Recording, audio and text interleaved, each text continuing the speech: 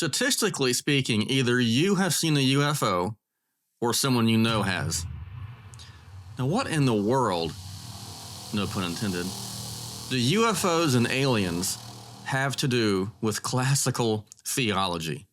Great question. We're going to look at that subject in this video and then the next one. Now, apart from being a philosophy and theology professor, I'm also an Air Force chaplain.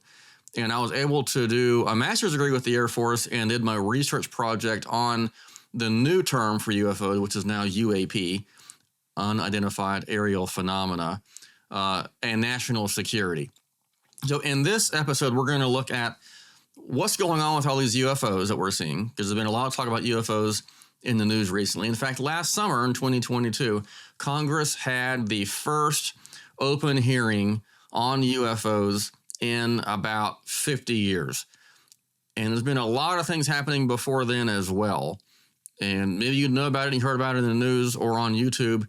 And in this video, we're going to look and see what's going on and look at sort of some of the history behind all this and ask what's going on and kind of put this in a context. But why do this topic? Why would a channel devoted to classical theology talk about UFOs? Well, because UFOs and aliens are seen by some of the specialists who are called ufologists, yes, that's a real word, to be a challenge to Christianity. So it's important to understand what in the world is going on with UFOs and aliens and all the stuff that has to do with that topic. The phenomenon also is a direct affront to Orthodox classical Christian teaching, especially regarding the deity of Christ. So that's why I chose this topic. First of all, I'm very interested in this topic. I'm very interested in backyard astronomy and have been studying ufology for a few years now. And again, that's also a real word. I've been studying UFOs and the history of UFOs and close encounters, aliens, and all that for a number of years now. And it's been interesting, but it's not just interesting in terms of the subject itself. It's also interesting how it relates to Christian theology.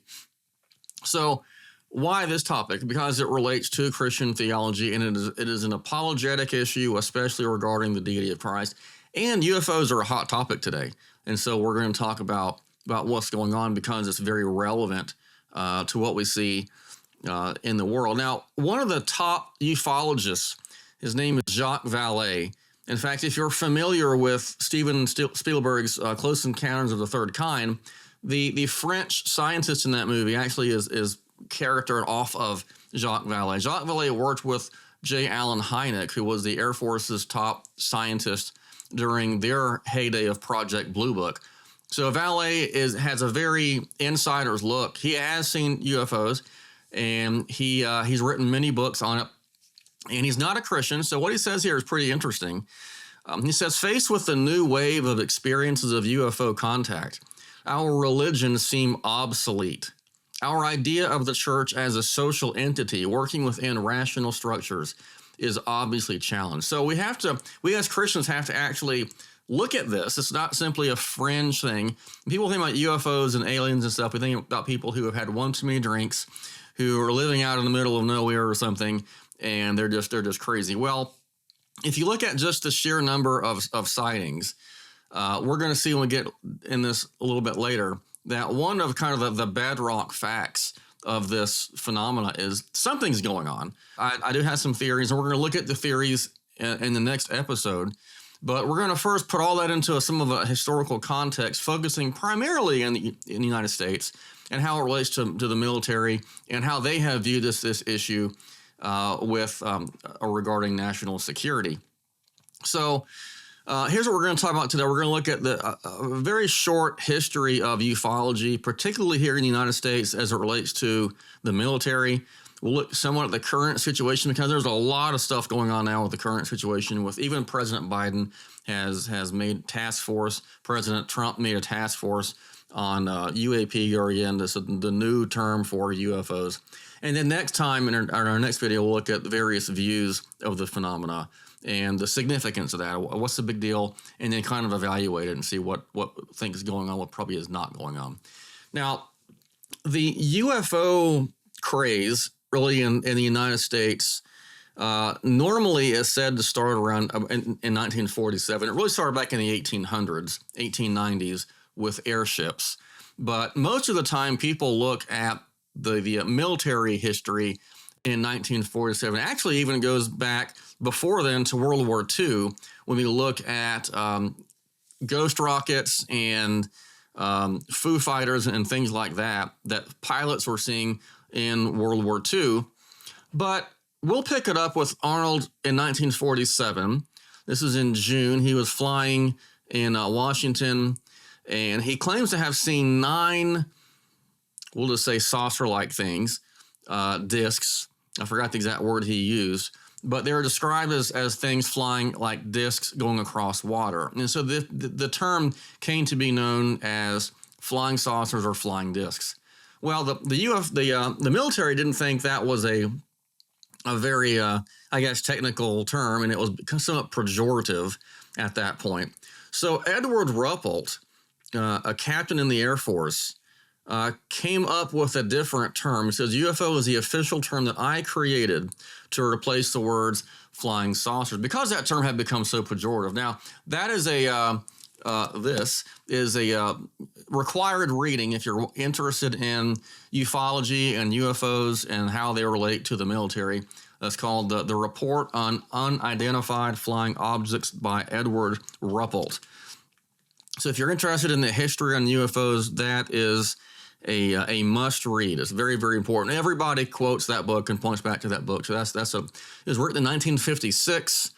And there's a second edition in 1960 where he dramatically changes his position on what he thinks his UFOs or UAP are. And now the military, ironically, has changed the term from UFO to UAP, because now the term UFO is somewhat pejorative, although the term UFO is being used here recently with the new objects, UFOs that people are seeing in the sky after the Chinese balloon incident. So the term is being used still because people are more familiar with that term. But the military now prefers the term unidentified aerial phenomenon, which they define as simply as airborne objects not immediately identifiable. But flying saucer, UFO, UAP, those all refer to the same thing. Now, we're going to look in this history. We're starting off with Kenneth Arnold. He saw his disc, whatever he saw in 1947, June. And about a month later, sometime in late June or July, it's somewhat disputed. I actually think you should probably say July here, but Roswell happened. We have something crashed in Roswell. So we have people not about 75 miles from the Army base. And keep in mind, this is in the day of the Army. The Air Force wasn't born until September of 1947. So something fell in Roswell, something crashed. And within the first few hours of that crash happening, a relatively high-level person in the Air Force said it was a disc. Well, that caused all kinds of stir. So they, within hours of that, changed it to a weather balloon. And the person, Jesse Marcel, who was an intelligence officer for the Army, claims that he would know full well if it was a weather balloon, it was nothing of the sort, according to him. And the Air Force came out in 1996, I believe, saying, yeah, it wasn't really a weather balloon, it was more of a spy balloon. And we were tracking the movements of the USSR. Because remember, this is back in right after World War II. We're going into the Cold War era. So we're looking at the USSR. So the Air Force says disc, no weather balloon, no. Okay, later they're going to say that it was a spy balloon. So that's what's going on. This is right before the Air Force became an entity. The Air Force is formed in September of that year, just a few months later. And there's a General Twining, who wrote a letter to the commanding general of the Army Air Forces. And in this letter, you can see the letter here if you're watching the video, and this is the book where you can see those documents from. It's called Above Top Secret, The Worldwide UFO Cover-Up by Timothy Good, who also was seen as a well-known ufologists. I try to stick with people who are academic researchers and not just listen to whoever wants to say anything about this topic. I want to start with people who are credible, and then read more people who are recommended by those credible people. So Goods, he gives us this letter, this facsimile from a FOIA request, a Freedom of Information Act. And this is what the letter says. It says that the phenomenon reported is something real and not visionary or fictitious. So people are seeing things, and he says they're real. This is not visionary or fictitious. It says there are objects probably approximating the shape of a disc of such appreciable size as to appear to be as large as man-made aircraft. Further, he says due consideration should be given that this could be natural phenomena, or it could be domestic in nature, that is U.S., or it could be a foreign nation, possibly. And he recommended a project to set up studying UFOs. So there were several projects made. One was Project Sign, which came out in 1948. There would be, depending on how you want to count these projects, three of them: Project Sign, Project Grudge, and then Project Blue Book. But right after Project Sign, we have what's called the estimate of the situation. Now, estimate here means pretty much an assessment. So he made an assessment of the situation, and they said what they think it probably is interplanetary. And that's what Captain Ripple says in his book, that the generals at this intelligence place who were doing at the ATIC, Air Technical Intelligence Center, thought that what was going on was interplanetary spacecraft. This is the Air Force saying this.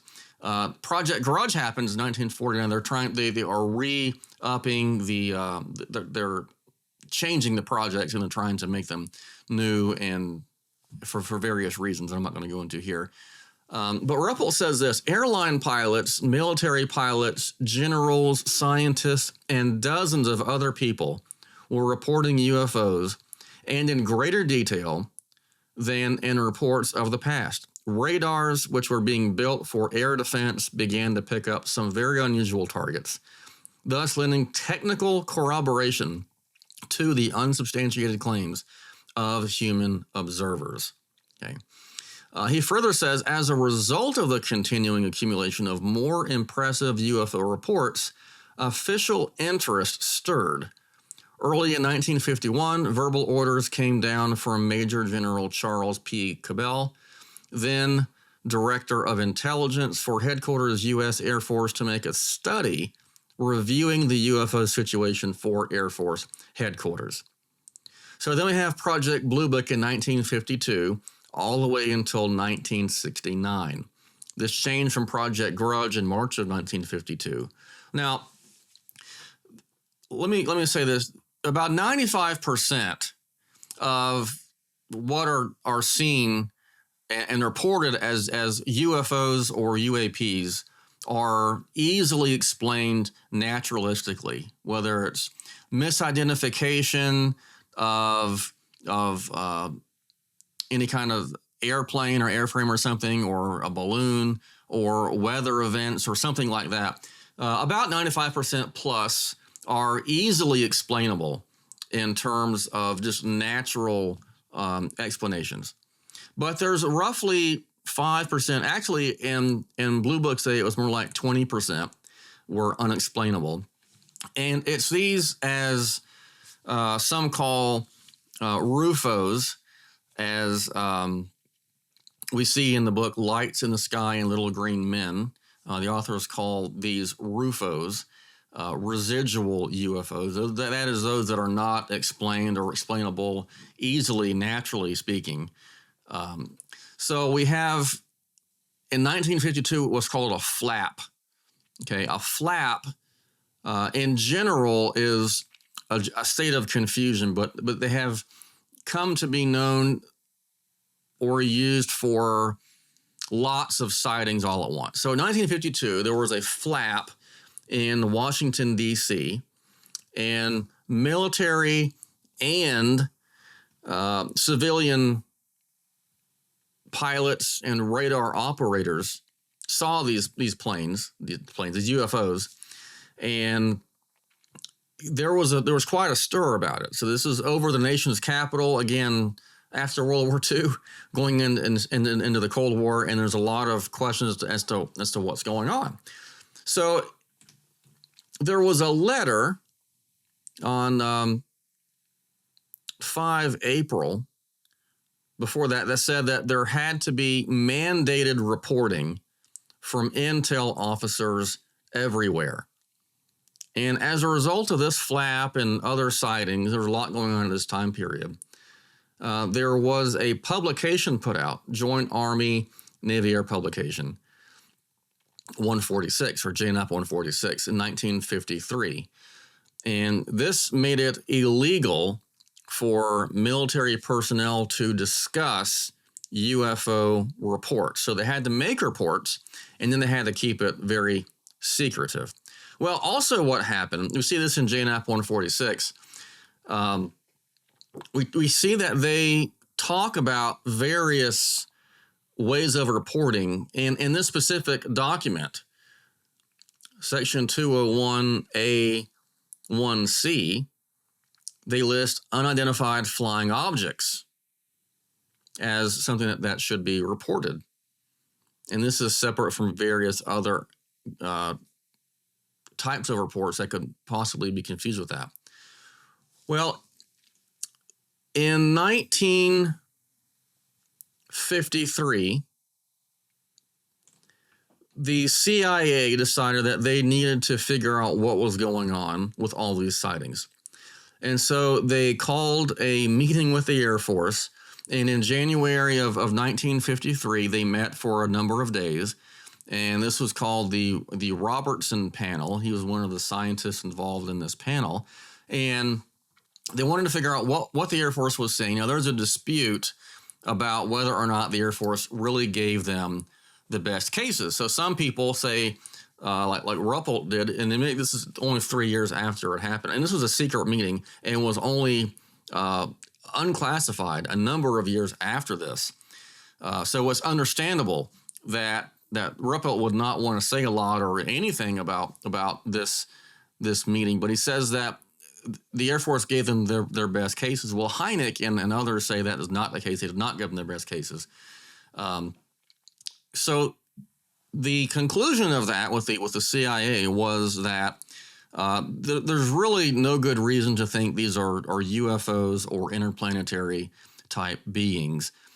But there is a problem, they said, because we don't want to clog the reporting channels, because people are frantically calling in hundreds of these UFO reports. Well, so they said we have to desensitize the American public to seeing UFOs, just to make it seem ridiculous and make them just seem like it's not a big deal, so desensitize them. So they enlisted Hollywood and Walt Disney and other avenues of trying to make people think that UFOs are no big deal. They wanted to make fun of them. So there's a lot of movies coming out, a lot of magazine articles coming out around this time, books and things, to make people think that these really aren't a big deal. And that was the CIA's answer in this classified document. Now, again, that is disputed among people like Jerome Clark, who is a historian of ufology. And there were various other flaps in the 1950s and 60s. Malmstrom Air Force Base was one of these. And Malmstrom was a nuclear base. And interestingly here, we see there are reports of UFOs over the base, and there are several, I think up to 20 silos that controlled individual nuclear missiles that went offline at the exact same moment there were UFO sightings. And so the people there claimed that what was happening was these UFOs were taking these missiles offline. And if that really is the case, and then there is an obvious national security concern. And because of those kinds of issues and the other flaps and sightings going on, the Air Force said, we're going to have an independent investigation. And so between 1966 and 1968, they offered various universities money to investigate the UFO issue. And so University of Colorado in Boulder got the grant, and there was a committee formed under a scientist named Edward Condon, became known as the Condon Committee, which was very divided. There were some people on this committee who thought that this was a joke. Condon came out in the first year saying that there's nothing to this, but I'm not supposed to make any judgments for another year. And there were some people on the committee who thought it was a serious issue and needed to be taken seriously as such because of the national security implications or just the gravity of what they thought was going on. So in 1968, the committee put out a report. It's now called the Condon Report. That's the kind of the slang title for it. I forgot the exact title of that report. It's a very long report, and the summary of the report basically makes it seem like there's nothing going on, there's no big deal with UFOs. But if you look at the report, from what many researchers say, if you just look at this, there is it's almost like Condon didn't even read his own report, because many people in that report say that there are things that are very unexplained regarding these UFOs. And the things that are really making these unexplained is not because they just don't know what it is. It's because they're doing things that shouldn't be physically possible. So, for example, and this has been going on, if you look at Jacques Vallee and Chris Auerbach's book, Wonders in the Sky, and other books by Jacques Vallee, Passport to Magonia, and almost anything Vallee writes, he makes his point, is that people have seen UFOs for centuries. It's nothing new. It's different in our culture, and it's come about as we're led to believe because of the nuclear aspects going on in the mid-1940s. And so 1947, we're told, well, these are showing up to tell us to stop using nuclear arms. But there's a lot of stuff going on with these UFOs, like they're popping in and out of existence they're coming in and out of view from seemingly nowhere. They change their form. They can go from being a circular object to a square. They change colors. They can go from miles over here to miles over there with no trouble whatsoever. They can go through water. They can go through space, air. They can go through physical objects. Seemingly, they sometimes are attracted to radar, sometimes not. They have all these weird characteristics, and so people are saying these are not just misidentifications. These are things that should not even be possible. So I was at a chaplain conference in a little over about a year ago, and I was talking about my research project with the Air Force on this regarding my paper on national security and UAPs or UFOs. And I was talking to a chaplain there, and I said, well, there's lots of these nuclear bases that claim to have UFO activity. And he said, yeah, I know, I've seen them. And so, back in the early part of this episode, I said, well, either you or someone you know probably has seen a UFO given the statistics. And he said he was at Minot in the early 70s, and on 3 separate occasions saw points, these very incredibly fast things, UFOs, lights zigzagging across the sky, and then the jets would be scrambled after them. Well, these kind of things have been happening and going on. That's nothing new. As Edward Ruppelt says in the very beginning of his book, he says that actually somebody in the Air Force, he says, in the summer of 1952, a United States Air Force F-86 jet interceptor shot at a flying saucer. And that's not unusual. There have been people around the world flying for military, flying in the military, and they have shot reportedly at these various UFOs. Iran has done this. Iran and Peru have been involved in these kinds of things. we reportedly have. And so, and I could spend hours and hours and days going over these different cases about UFOs. Let's keep on going. There were other notable events. One of them is 1980, and this is my favorite event because one, I was born in 1980, and this happened on an Air Force base in Britain at Rendlesham Forest, and this is obviously a nuclear base, even one of the very high-level British Lord Hill Norton, who was basically the equivalent of one of the top military people in our government, said that this was a nuclear base. And what happened, I won't go into all the details for the sake of time, but there are several security forces, individuals who claim to have seen lights going through the forest.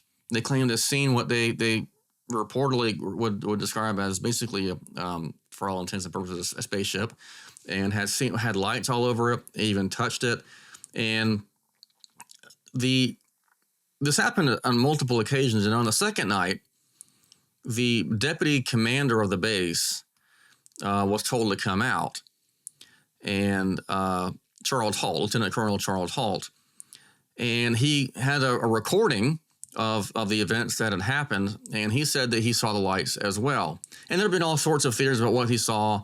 Was it a lighthouse? Of course, lighthouses don't fly, so that's not a very... And they said they saw the lighthouse at the same time. But they're adamant that they saw something that can't be explained and that Halt believes was a UFO. And like many instances, some of these people had experienced biological problems, health problems from this. Their medical records were made top secret, and they were made to not have come into the Air Force even until after that event happened. In other words, the Air Force said they weren't even in the Air Force at this time. Well, of course, they were. So this has been an interesting case, one of the most interesting. And what's interesting about it as well is that you don't have people who are deputy commanders at very strategic nuclear bases in the height of the Cold War making stories up if they don't really believe it. That something happened. So you got Rendlesham Forest. 1997, we have an event in Arizona, Phoenix, where hundreds of people, possibly thousands, have claimed they had seen a huge, enormously huge craft in the sky go over their city. This is called the Phoenix Lights, and there are just many reports of this happened. In fact, even the governor at the time, Fife Symington, claims to have seen this UFO. And then we're probably very familiar with the Navy sightings that started around 2004, and also were seen in 2015 because the New York Times basically broke a story on this in 2017, and they said the Navy pilots were seeing UFOs, and the Pentagon came out subsequently and said, yeah, these videos are legitimate. They really were being seen by these pilots. And so all kind of things happened, all kind of documentaries. There were people coming out saying, yeah, the people who like Lou Elizondo of Unidentified said, yeah, we have these different, I was the director of a top secret organization called ATIP, Advanced Aerial Threat Identification Program, regarding these things. And there were all these government agencies involved with all this. And so there were a lot. This has been in the news a lot in the past few years. So in 2020, August of 2020, I believe, the Navy started a UAP task force to study these issues. It was actually requested by Donald Trump. And then in June, the Office of the Director of National Intelligence was told, this is back in 2021, was told to give a report on these UFOs. And they said there were 144 reports, and most of them were unidentified. Only one of them we know exactly what it was. That was a weather balloon. But there are a lot of things flying around that we don't know what they are, and they possibly pose a threat to national security. And so other people have, like Joe Biden has subsequently made other task forces and things like that. And then last year in 2022, in the summer, Congress again had the first open congressional hearing since the days of Project Blue Book. So things have been interesting. And then, of course, we've seen some UFOs recently. I don't think they're of the same caliber of the Navy pilots or people have been seeing in the past. But UFOs have been talked about a lot. And so that's why it's both interesting and important to talk about them in the context, not just of their own interest, but how they relate to Christian theology. So here's what was put out in August 14, 2020. The Deputy Secretary of Defense approved the establishment of Unidentified Aerial Phenomena Task Force, or the UAPTF. The Department of the Navy, under the cognizance of the Office of the Undersecretary of Defense for Intelligence and Secretary, will lead it. Okay. And so the government has come out and recognized openly that there are such things. They don't know what they are. They say they're not our craft. They don't think that they're other countries' craft. And so it's been pretty interesting the last few years. They say 144 reports originated from the U.S. government sources. Of these, 80 reports involved observation with multiple sensors, and they really don't know what most of these things are. They were able to identify one, they said, with high confidence. In that case, they identified as a deflating balloon. Others remain explained. Okay, so what are the facts? The facts are people are seeing UFOs. They've been seeing them for years. UFOs can go unbelievably fast, perform 90 and 180-degree turns, seemingly vanish, leave physical traces, including radiation and biological effects, and can even change their shape. They also normally do not produce sound, even when they should break the sound barrier and make a sonic boom. Also, people are seeing and having experiences. I haven't gone over this yet. We're going to focus this more on in the next episode, including apparent abductions with some type of beings. These beings come in different sizes, shapes, and appearances. UFO activity is often associated with other paranormal poltergeist activity. So oftentimes when someone sees a UFO, especially in more of a close encounter, a lot of other weird things happen. They experience other kinds of things happening as well. Doors opening and shutting, hearing voices, people aren't there, all sorts of weird paranormal poltergeist type stuff. And this is not Christians saying this. These are people like John Keel and Jacques Vallee, who are not Christians, J. Allen Hynek, who are not Christians, saying that there are weird things going on with these UFO reports, and they are oftentimes they also have a lot of poltergeist activity along with them. So Christians should take note of this and try to figure out what in the world is going on. So many cultic groups, this is one interest that Christians should have, come out of this kind of UFO activity with teachings that are very similar to the New Age teachings and deny core Christian teachings, for example, like the deity of Christ. And so we're going to look at these various views next time: the skeptical terrestrial view, the extraterrestrial or the alien view, the interdimensional view, the psychological view, and the spiritual or demonic view. So really important things. Check out the next video and make sure to subscribe to the channel. Thanks for tuning in.